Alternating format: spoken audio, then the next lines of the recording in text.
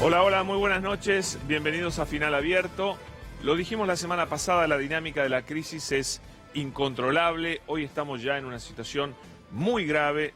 Un día como hoy realmente es un día para no repetir en la economía argentina. La semana que viene no puede volver a pasar lo que pasó esta semana. Tenemos un gran programa con economistas, vamos a analizar a fondo lo que está ocurriendo. Pero quiero empezar retrotrayéndonos al día en que asume Hernán Lacunza como ministro de Hacienda. Lacunza aparentemente le propuso tres cosas al presidente de la Nación. Una reestructuración de la deuda, propuso también algún tipo de desdoblamiento cambiario, de control de cambios. Hoy lo explicaba muy bien Walter Graciano en Minuto 1 hace un rato. Decía que lo que hay que hacer es poner un dólar comercial y un dólar financiero, un dólar comercial controlado, un dólar financiero que pueda flotar libremente. Esa es la idea que tiene Walter de lo que se viene, de lo que inevitablemente se viene, porque ya de hecho hoy en un comunicado del Banco Central que vamos a ver después, ya se anuncia que los bancos van a tener que pedir permiso para remitir sus utilidades al exterior. Eso significa algún tipo ya de control de cambios. Otra cosa que le proponía Lacunza era algún tipo de control de capitales. El presidente de la Nación, increíblemente Mauricio Macri, dijo: no hagamos nada. A los 2 días, por supuesto, el mercado se los llevó puestos, les demostró que había que tomar medidas fuertes y entonces llegaron las medidas sobre reestructuración de deuda. Algo nunca, jamás pensado por Mauricio Macri. Jamás pensó que iba a terminar su mandato, que faltando 2 meses para las elecciones que van a marcar el final de su carrera política, después tendrá que esperar hasta el 10 de diciembre, pero Macri... lo dijo el Turco Asís, el gobierno de Macri está terminado, la carrera política de Mauricio Macri también está terminada, probablemente se vaya al exterior, no va a tener ningún camino más para tomar en materia de figuración pública, Mauricio Macri. Él jamás esperó esto, mucho menos tener que reestructurar la propia deuda que había tomado, mucho menos, y esta es tal vez la gran traba emocional que tiene Mauricio Macri para tomar las medidas que le propuso Lacunza y que tarde o temprano va a tener que tomar igual porque si no el mercado se lo va a hacer pagar y muy caro. Es que es impresionante lo que le pasó a Macri. Llegó al gobierno prometiendo liberar todo, prometiendo liberar el cepo, que era supuestamente lo más dañino de la economía argentina, invitando a una lluvia de inversiones, por supuesto promoviendo la libre circulación de capitales. Todo eso fueron las grandes banderas de Cambiemos. Irónicamente, Mauricio Macri va a terminar su mandato con cepo, con un cepo cambiario de algún tipo, inevitablemente. Es increíble y es irónico, pero bueno, es lo que ha generado el propio Mauricio Macri con su incompetencia y con la incompetencia de todo el grupo que lo estuvo acompañando, y podemos nombrar a varios economistas. La verdad que es una situación muy, muy delicada. A partir de mañana comienzan reuniones, todo indica que desde el lunes va a haber medidas fuertes, tal vez en el sentido que estaba contando Walter Graciano, porque Macri ya no tiene que calmar a los mercados. Ahora Macri tiene otro problema mucho peor, que es calmar a la población. Como vamos a ver ahora en unos minutos, las reservas hoy sufrieron muchísimo, pero no tanto por la venta de dólares, que fue muy importante, sino también por el retiro de fondos de la gente de los bancos. Y esto, tarde o temprano, es una situación de enorme gravedad, y eso tiene que estar rápidamente el futuro, digamos, el horizonte despejado por el mismo gobierno. Hace un ratito estuvo tuiteando el presidente, ya vamos a ver ese tuit. Pero quiero presentarles el viernes negro que tuvimos hoy y vamos a ir recorriendo todos los temas.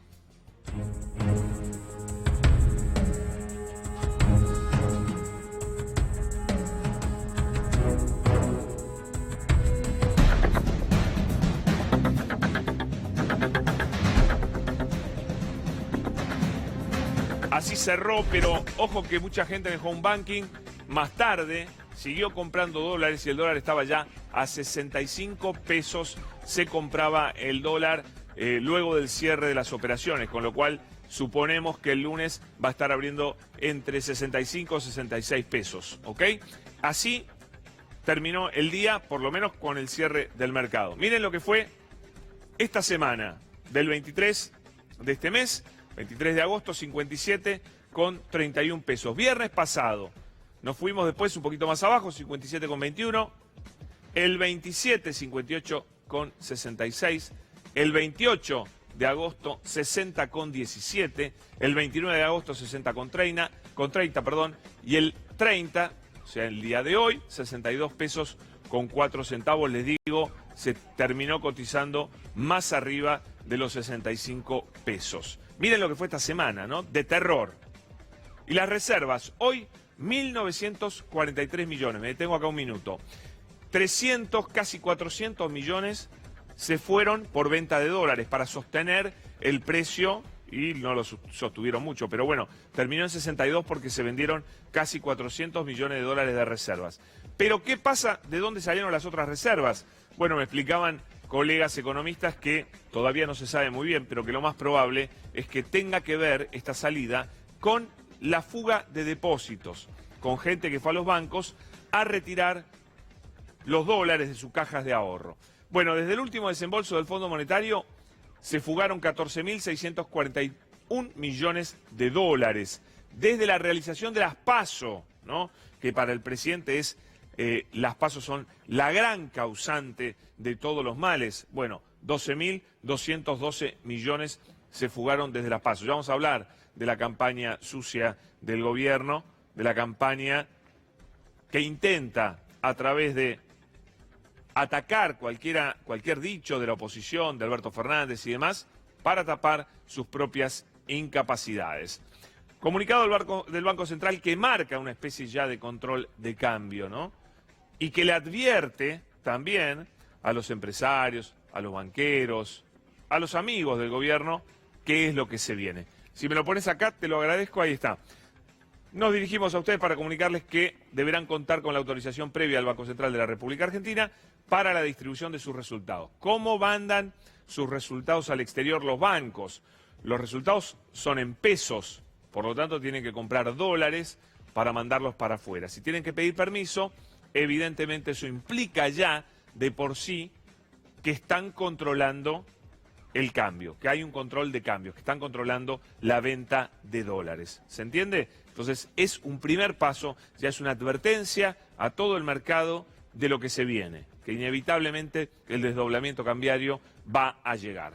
Miren, habló Julio Cobos y dijo exactamente lo que les estoy contando. A ver. Mire, si esto no funciona ahora, no va a haber otra alternativa, pero lo que sí, a ver, yo veo que tenemos reserva, no es que las medidas que se están tomando es producto que se han agotado las reservas del Banco Central, sino que los mercados, el mercado cambiario, se maneja también con la posibilidad que tenga el banco de intervenir o no más allá de la intervención misma que realice. Bueno, Julio Cobos integra Cambiemos, ¿no es cierto? Y él ya está diciendo lo que todo el mundo habla y lo que tal vez ocurra el día lunes. Mientras tanto habló Miguel Ángel Pichetto, que estuvo toda la semana con un bidón de nafta, ¿no es cierto?, echando leña al fuego, tratando de golpear a la oposición de la manera que fuera. A ver qué dijo en el día de hoy. No hay ningún tipo de medida, solamente ha funcionado hoy una resolución administrativa de aviso de las entidades bancarias al Banco Central, en términos de la movilidad del dólar. Pero el que depositó dólares, que tiene dinero para sacarla, puede sacar libremente, puede comprar dólares, el mercado está abierto, no hay cepo. Esta es una de las medidas que el presidente nunca ha querido tomar y que no tomó. Por eso, frente a algunos comentarios o distorsiones que se hacen, acá no hay cepo ni hay ningún tipo de corralito, son experiencias muy frustrantes que hemos tenido como país. Increíble que Pichetto salga a intentar calmar a la gente, ¿no? Pichetto, ¿ustedes creen que Pichetto puede calmar a la gente cuando se ha pasado toda la semana diciendo que Cristina tiraba la nafta y que Alberto Fernández venía con los fósforos, que estuvo diciendo realmente barbaridades, que estuvo haciendo la campaña sucia para el presidente Macri? ¿Se creen que hoy puede tener alguna credibilidad su palabra diciendo que no va a haber corralito, que no va a haber cepo y demás?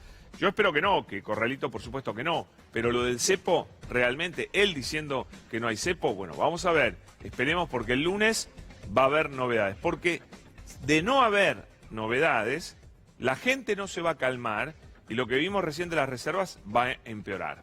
Pero tenemos más para mostrarles a ustedes. Por ejemplo, esto que decía Mauricio Macri hace un tiempo. A ver. To keep Argentina from defaulting? There is no chance for Argentina to default. There's no chance. Zero. Zero. There is no chance for Argentina to default. There's no chance. Zero. Zero. Otra de tantas mentiras de Mauricio Macri y sobre el default virtual al cual se refirió Alberto Fernández en el día de hoy al Financial Times. Vale la pena aclarar esto porque se utilizó mucho esa frase para hacer una campaña en Twitter, hablando mal del candidato del Frente de Todos. Alberto Fernández, desde hace por lo menos 3 meses que viene diciendo exactamente lo mismo. Está ceñido al mismo discurso. El discurso es: la Argentina fue al Fondo Monetario Internacional porque si no entraba en default. Con lo cual él siempre dijo, estamos en un default encubierto. ¿Qué es lo que encubre el default? El préstamo del Fondo Monetario Internacional. Nunca dijo otra cosa.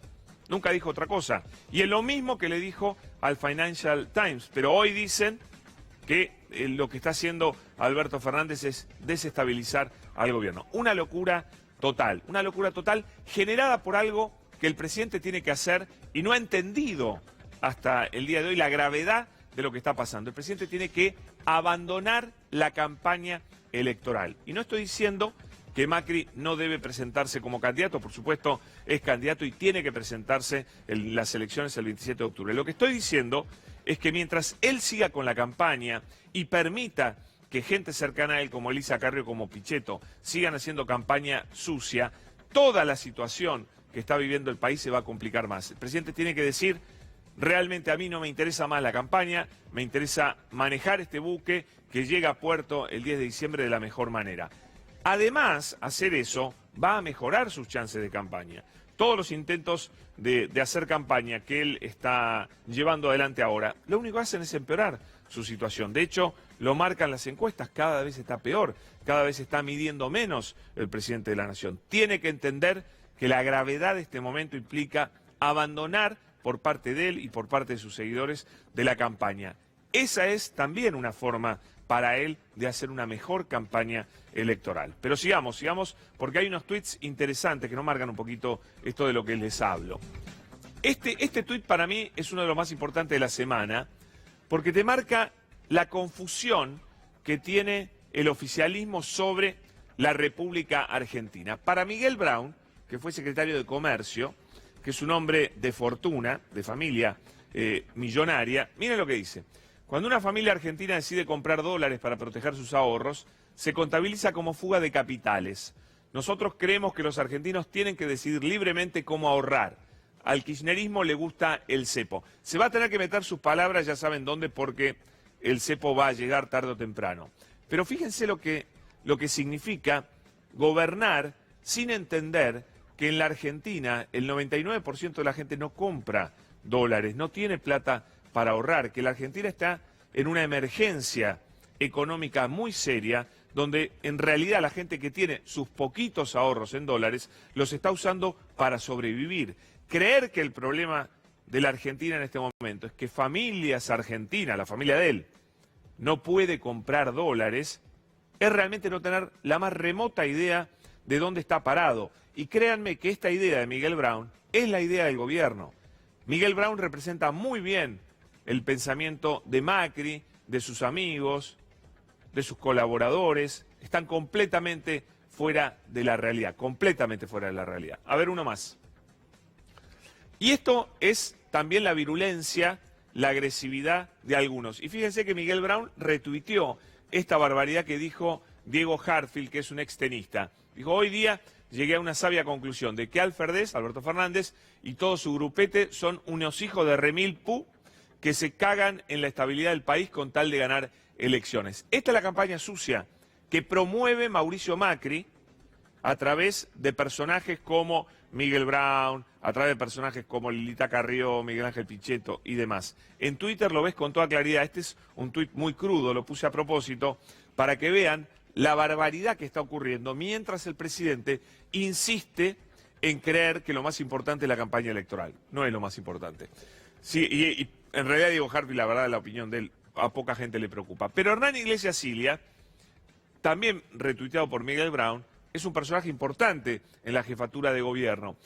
Miren lo que pone: si el ganador de las PASO hubiera sido el Frente Amplio Uruguayo, los socialistas chilenos o incluso Evo o el Lula presidente, nada o muy poca de esta incertidumbre económica estaría ocurriendo. Lo creo sinceramente.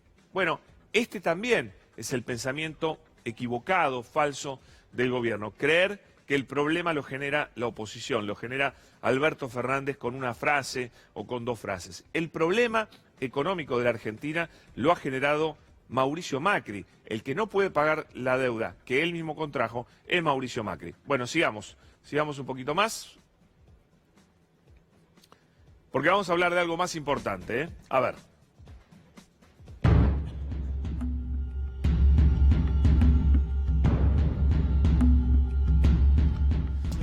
Comunicado de la Iglesia. A ver si, cuando lo dice la Iglesia, se digna a escuchar el presidente. Solicitamos al Estado Nacional disponga las medidas necesarias para declarar la emergencia alimentaria y nutricional ante el severo aumento de la indigencia, la pobreza, la desocupación y el aumento indiscriminado del precio de los alimentos de la canasta básica. Nos encontramos en una situación de emergencia alimentaria y nutricional que afecta esencialmente a los más vulnerables, en especial a los pequeños. El Papa Francisco nos recuerda que la fraternidad es el principal fundamento de la solidaridad y que se necesitan también políticas eficaces que promuevan ese principio de la fraternidad. Porque, como dice la canción Jesús Eucaristía, no es posible morirse de hambre en la patria bendita del pan. Esta semana tuvimos una masiva movilización de organizaciones sociales, una persona muy importante que es Roberto Labaña, el tercero en discordia, sacó casi 10 puntos y además ha tenido una trayectoria importantísima en la Argentina, también ha pedido emergencia alimentaria. Daniel Arroyo lo ha pedido desde hace mucho tiempo. ¿Y el gobierno qué está haciendo? El gobierno, increíblemente, todavía no se ha dado cuenta de la urgencia alimentaria que está viviendo nuestro país. De no hacerlo, de no darse cuenta, se le va a complicar mucho. Primero estos 2 meses hasta las elecciones y después lo que resta hasta el 10 de diciembre.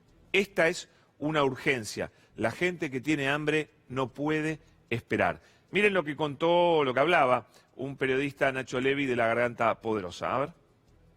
Vecinas y vecinos trabajando gratis en los comedores que distribuyen la comida gratis porque saben que esa comida se acaba, aunque cocinen con garrafa porque no hay gas, aunque cocinen con leña porque no hay garrafa, o aunque cocinen con basura porque no hay leña. Esa seguridad social informal te permite que, teniendo la mayor parte de la población por debajo de la línea de la pobreza, los muertos de hambre no sean todavía muchos más. Ahora, cuando no tenés políticas de empleo o de contención social, lo que tenés son políticas de persecución, de silenciamiento, de amedrentamiento, que la situación es incontenible, que trasciende la coyuntura, que trasciende la politiquería, y te lo puedo poner en casos concretos, que no son números. En el barrio Bosco de Santiago del Estero, por ejemplo, nosotros tenemos en 15 manzanas 60 casos de sarna, 31 son niñas y niños. En Mar del Plata tenés 500 familias viviendo en el basurero provincial. En Zabaleta tenemos vecinos que trabajan de hacer la cola en la salita porque los turnos médicos se dan a larguísimo plazo y porque necesitan tener un ingreso para sobrevivir. Bueno, ven, esta es la realidad, ¿no? Esta es la realidad que el gobierno no quiere ver, que Macri no quiere ver. Para Miguel Brown lo importante es que las familias argentinas puedan comprar sus dólares para seguir ahorrando, mientras la gente se muere de hambre, revuelve basura. Es una tragedia lo que está pasando y va a empeorar. Esta es la realidad. Bueno, hoy se celebró una reunión del Consejo del Salario. La idea que tenía la CGT era dar un golpe fuerte de aumento, llevar el salario mínimo vital y móvil a alrededor de 30.000 pesos, lo que es la canasta básica para cualquier familia. Bueno, fracasaron, no hubo acuerdo y esto es lo que va a pasar. Este es el aumento paupérrimo que va a tener el salario mínimo vital y móvil. 13% en agosto, se va a 14.125, 12% en septiembre, se va a 15.625, 10% en octubre y se va a 16.875. Así hablaba Héctor Daer en el día de hoy. Veremos, nos vamos a sentar a discutir, vamos a plantear nuestra propuesta y esperaremos a ver qué es lo que pasa. La expectativa de máxima que tenemos es sacar de la línea de pobreza a los salarios en general y en particular lo que nosotros representamos, que es el salario docente. Ustedes saben que yo nunca he hablado de números afuera de la mesa de negociación. Por ende, los números los estamos conversando ahí. A priori, las franjas probables son lograr un acuerdo. Tanto el gobierno como nosotros, si vos te hago una pregunta, si a mí me dice, le vamos a dar 30.000 pesos, ¿sabes cómo lo firmo? Con los ojos cerrados.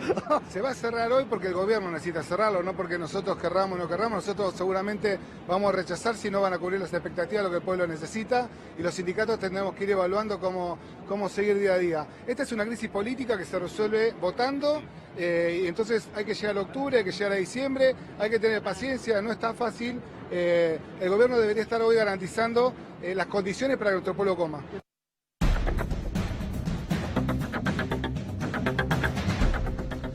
Bueno, señores, ya estoy con dos economistas. Antes una aclaración, la CGT dijo no vamos a reaccionar ante este fracaso del salario porque la situación es tan grave que no corresponde reaccionar en este contexto. O sea, la CGT no va a hacer nada por ahora. Está a mi izquierda Martín Calos y lo tengo a mi derecha a Germán Muiño, dos economistas. Bueno, ¿cómo ven este fin de semana? ¿Pueden haber medidas para el día lunes? ¿Son necesarias?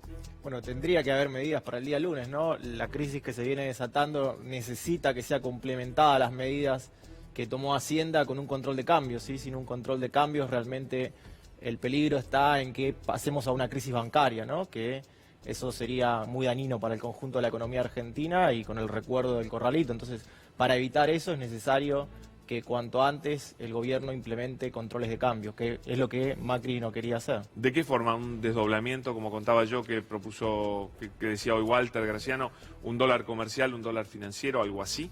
No, hay que establecer regulaciones tanto para generar oferta por el lado privado, ¿sí? Que nuevamente los exportadores estén obligados a liquidar divisas, ya, claro. ¿sí? Y obviamente también poner topes al atesoramiento. Recordemos que el tope al atesoramiento hay desde que existe el mercado de cambios hasta el año 2017, ¿sí? Irresponsablemente en el 2017 el Banco Central decidió eliminarlos, ¿sí? El tope que existió mayormente fue de $2 millones por mes por persona.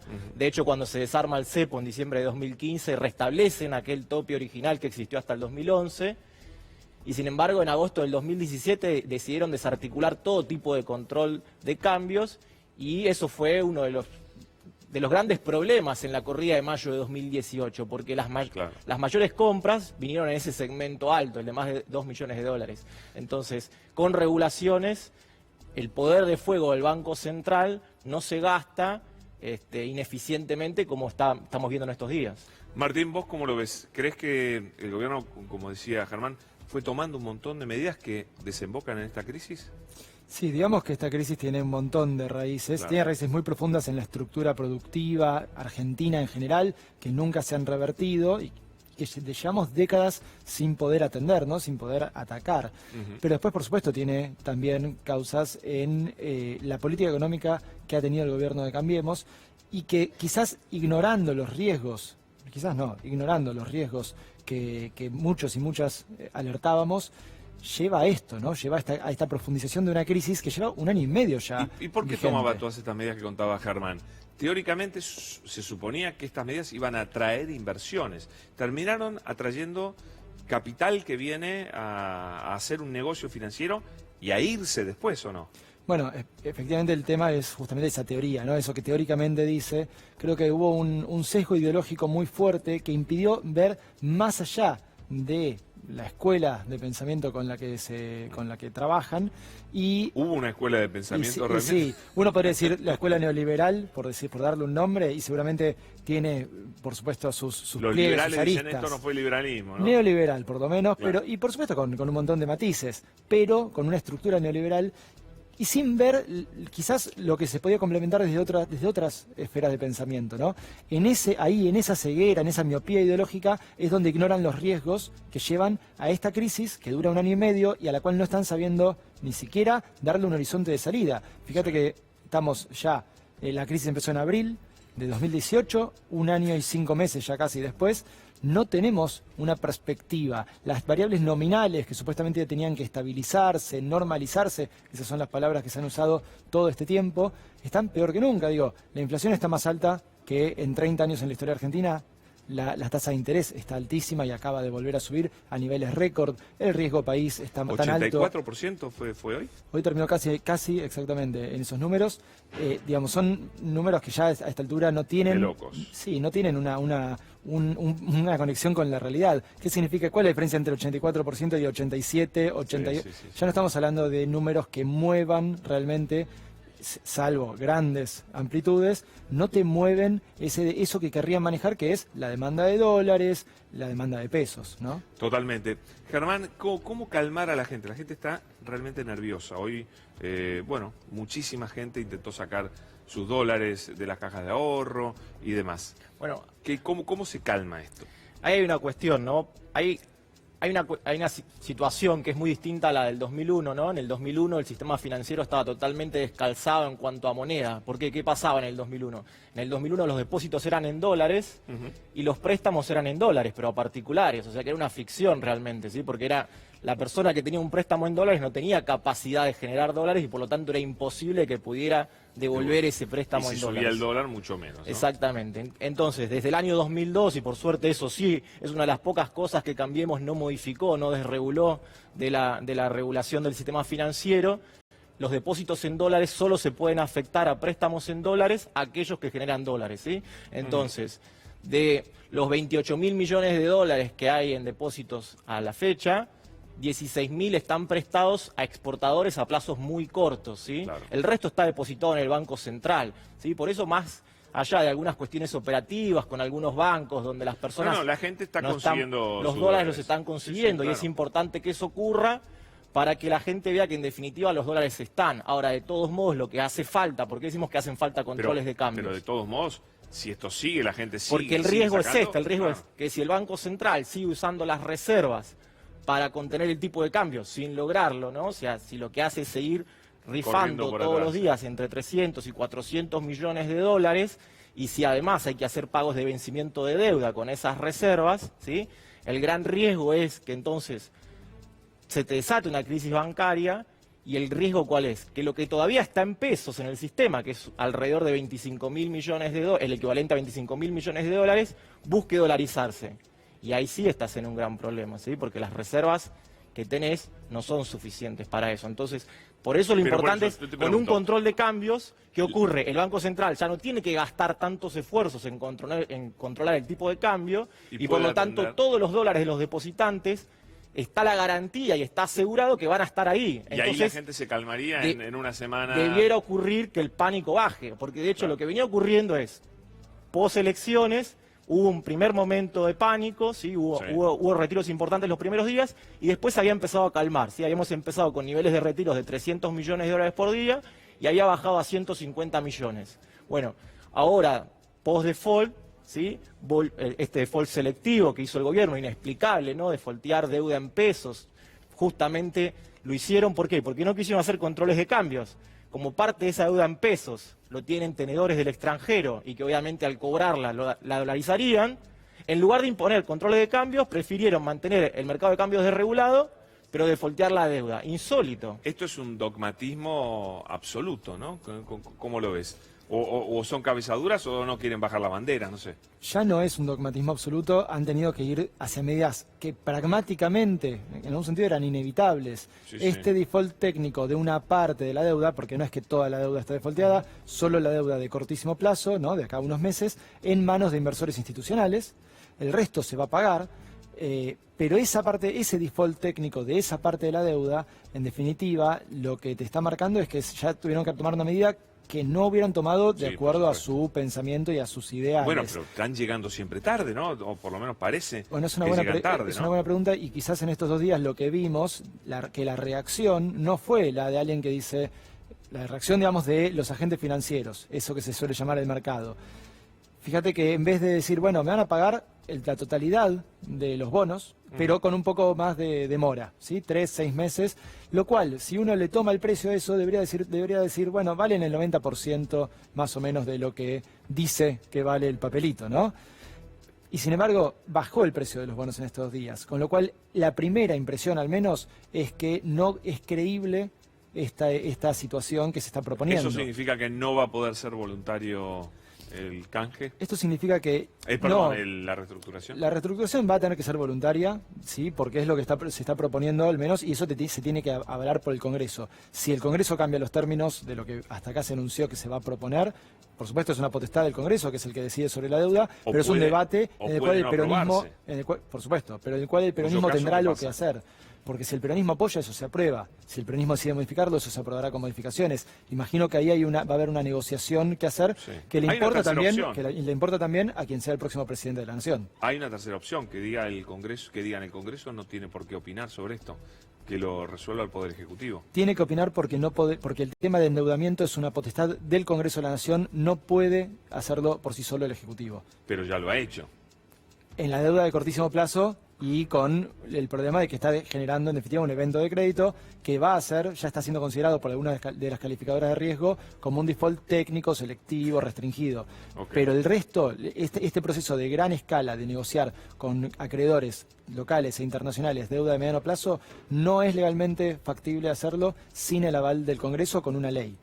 ¿Vos cómo ves la reestructuración y lo que puede pasar en el Bueno, Congreso? ahí hay una cuestión, ¿no? El respecto de la deuda de corto plazo, lo que hicieron es patear la bomba hacia adelante, ¿no? Porque en definitiva los grandes vencimientos de deuda de corto plazo quedan para el primer trimestre del próximo gobierno, ¿sí? Un gobierno que probablemente no tenga acceso a los mercados voluntarios de crédito porque va a estar todavía pendiente de resolución el tema de la reestructuración.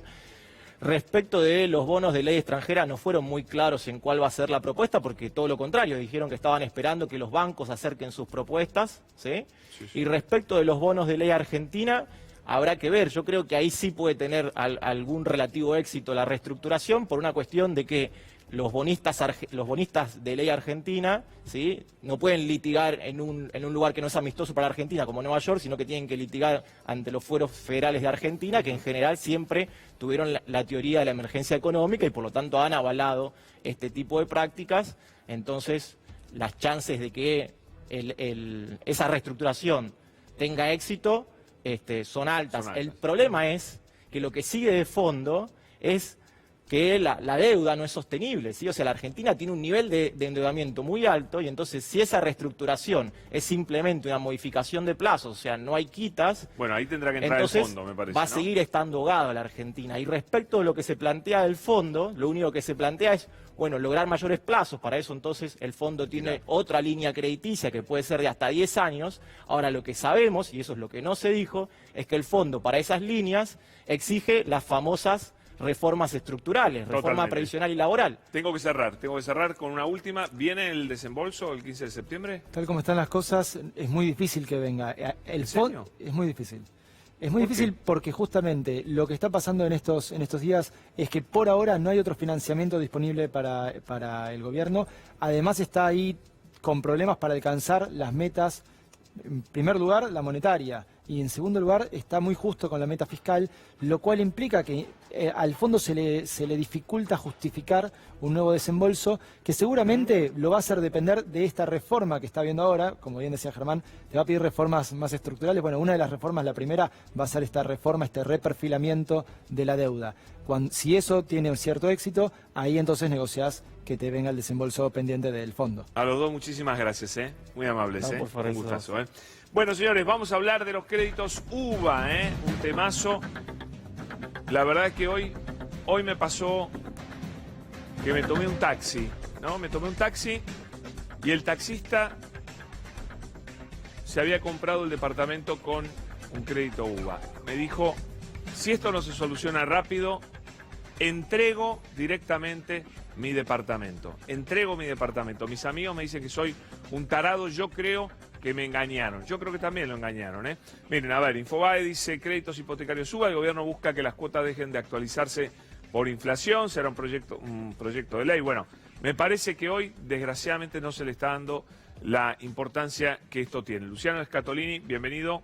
¿Cómo va? Bueno, ¿cómo ves la situación?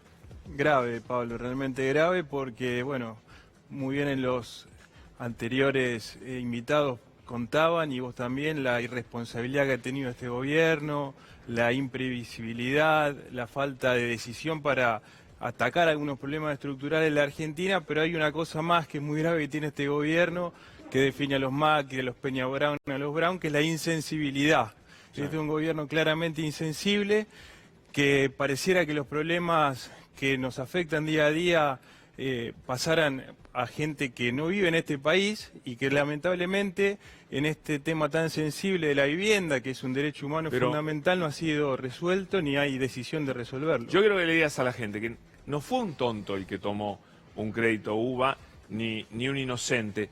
Fue una persona que creyó en este gobierno, que creyó en lo que le prometían y que fue engañado. Sí, claramente fue estafada esta gente con una publicidad engañosa lanzada nada más y nada menos que por el Banco Central de la República Argentina.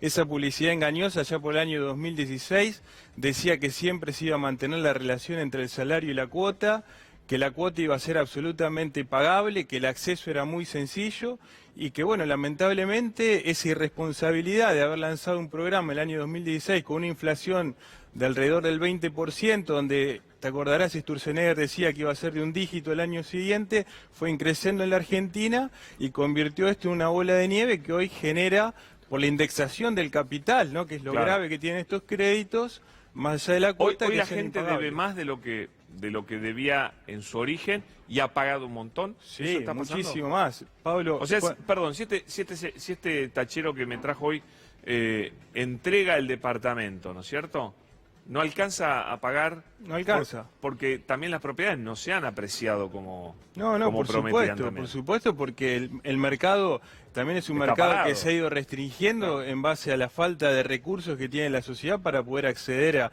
estos bienes. Pensá que cuando se lanzó este programa, una uva eran 14 pesos con 0,5. Hoy una uva son 42 pesos, o sea, casi un 300% de aumento, o un 300% de aumento en 3 años y pico, que no hubo salario que haya la estado... cuota sigue estando en la misma cantidad de uvas, o sea que aumentó la cuota 300%. Proporcionalmente. La ¿Y cuota la deuda? En el mismo sentido del capital. O sea, pagué inútilmente porque debo más de lo que debía cuando arranqué. Tal vez el triple. Pero esto es una locura. Sí.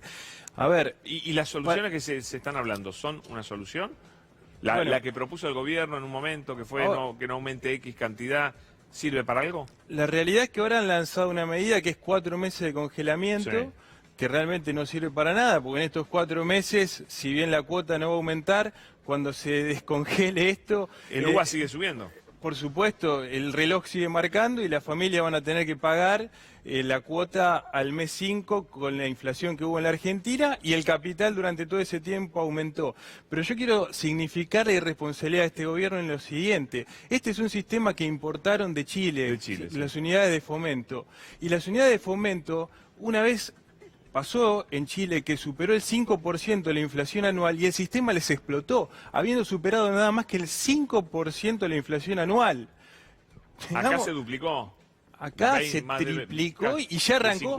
De 20 se fue a 50. Pablo, nunca se debió haber lanzado este sistema, y menos teniendo un Procrear, un programa como el Procrear, que en la Argentina funcionaba de manera maravillosa, que había dado más de 200.000 soluciones habitacionales en 3 años, y que este gobierno lo vino a desmontar, digamos, sacó esa responsabilidad que tenía el Estado, que lo llevaba adelante con transparencia, con eficiencia, y que daba soluciones a familias y generaba trabajo genuino, por un sistema que tercerizó las políticas de vivienda en el sistema financiero, se las entregó a los bancos, les garantizó la rentabilidad y abandonó a la familia a su buena suerte. Luciano, ¿cuál sería la solución para los dueños de bienes que compraron con créditos UBA?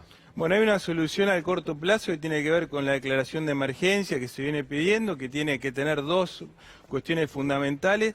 Una es evitar los desalojos, los juicios de desalojo por falta de pago, que hay muchas familias que ya han entrado en esta situación de mora y corren el riesgo de perder su vivienda.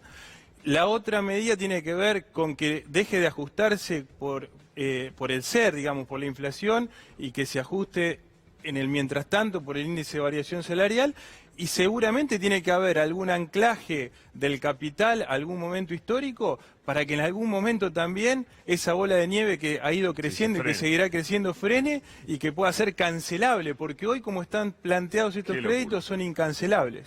Luciano, muchas gracias. Vamos a seguir, por supuesto, ocupándonos del tema UBA. Bueno. Prometemos. Gracias. Gracias. Vamos a hacer una pausa. Cuando regresemos voy a tener el gran gusto de charlar con José Nathanson sobre el fracaso de Mauricio Macri y la capacidad o incapacidad para manejar esta tormenta hasta el 10 de diciembre.